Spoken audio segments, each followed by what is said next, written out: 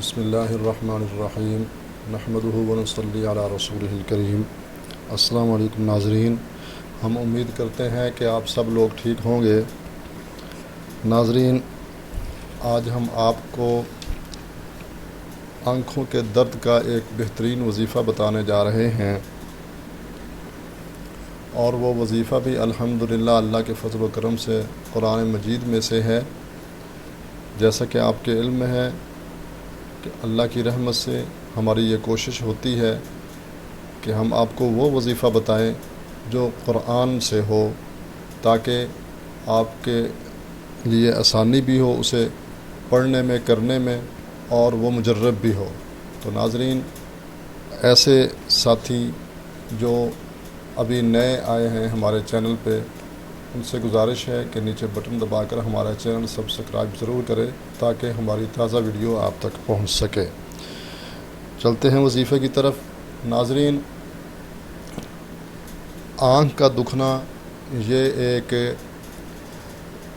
مرض ہے، اور یہ مرض کسی بھی عمر میں ہو سکتا ہے، بچے کو، جوان کو، بوڑھے کو۔ تو ہم اس کی علامات اور اس کے اسباب پہ تھوڑا سا ڈسکس کرتے ہیں۔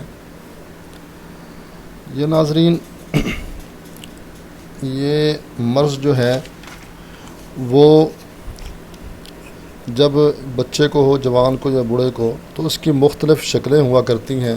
بعض اوقات یہ ہوتا ہے کہ آنکھوں میں سے ایک آنکھ یا دونوں آنکھوں میں سے تپش نکلتی ہے، یعنی گرمی محسوس ہوتی ہے، گرم ہوتی ہیں آنکھیں، اور پھر آنکھوں میں درد بھی ہوتا ہے، اور بعض مریضوں کے آنکھیں سرخ ہو جاتی ہیں، ایک یا دونوں، اور بعض مریضوں کے سویلنگ ہو جاتی ہے، یعنی آنکھیں سوج جاتی ہیں۔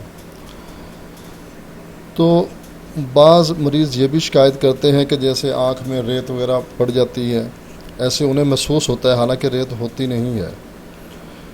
اور پھر یہ بھی ہوتا ہے بعض مریضوں کو کہ وہ آنکھ جو ہے، جو متاثرہ آنکھ ہے، وہ روشنی بالکل برداشت نہیں کر سکتی، اور آنکھوں سے پانی بہتا رہتا ہے۔ تو اس کے اسباب کیا ہیں؟ یہ کیوں ایسے ہوتا ہے؟ یہ بعض مریضوں کو اس لیے ہوتا ہے کہ انہیں وہ نزلہ زکام کی شکایت ہوتی ہے، اور بعض لوگ تیز دھوپ میں یا شدید گرمی میں کام کرتے ہیں، یا ٹھنڈی ہوا جس کو لگ جائے اسے بھی یہ ہو سکتا ہے، یا پھر آنکھ میں کوئی چیز پڑ جائے، جیسے مچھر وغیرہ یا کوئی اور تنکا وغیرہ، یا گرد و غبار کا آنکھوں میں پڑ جانا۔ اور اسی طرح چھوٹے بچے جو ہیں وہ جب دانت نکالتے ہیں تو ان میں بھی یہ مرض ہو سکتا ہے۔ تو یہ مرض بعض دفعہ خسرہ اور چیچک اور خناک وغیرہ جب یہ امراض ہوتے ہیں تو ساتھ یہ آنکھیں بھی دکھنے لگ جاتی ہیں۔ تو ناظرین، اس کا ایک بہترین وظیفہ آج ہم آپ کو بتانے جا رہے ہیں، اور انتہائی آسان وظیفہ ہے۔ قرآن مجید الحمدللہ اکثر لوگ پڑھے ہوئے ہوتے ہیں۔ تو آپ نے کرنا کیا ہے؟ آپ نے باوضو ہو کر قبلہ رخ ہو جانا ہے، اور آپ نے درود ابراہیمی پڑھ لینا ہے ایک مرتبہ درود ابراہیمی پڑھنا ہے، اور آپ نے قرآن مجید کا پارہ نمبر 28 اس کی صورت ہے سورۃ التحریم۔ سورۃ التحریم ہے، سورۃ التحریم کی آیت نمبر ہے 8۔ اس کا آخری حصہ آپ نے پڑھنا ہے، پڑھ کر آپ کو سنا دیتے ہیں۔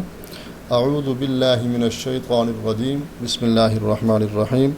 ربنا اتمم لنا نورنا واغفر لنا انک علی کل شیء قدیر۔